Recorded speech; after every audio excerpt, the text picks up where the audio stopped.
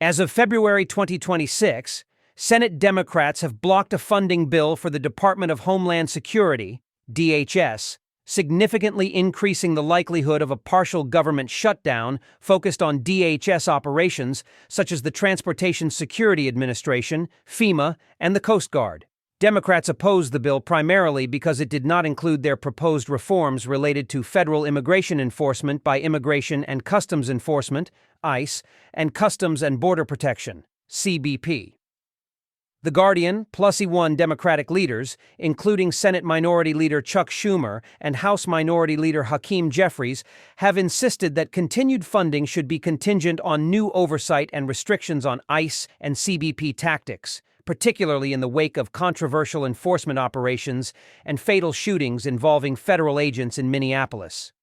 Their demands include requirements for body cameras, clearer identification for agents, limits on operations in sensitive areas, and independent investigations of alleged misconduct.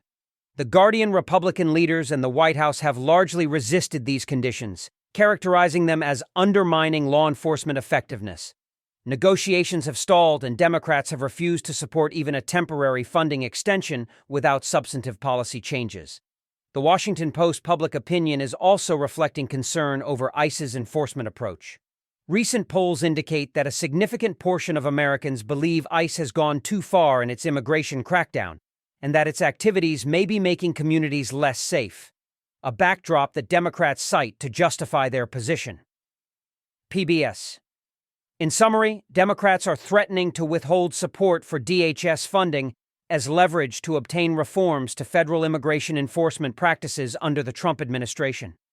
This impasse has brought the U.S. government to the brink of a partial shutdown, not simply as a rhetorical gambit, but as part of a broader policy dispute over how immigration laws are enforced and how federal agents should be held accountable.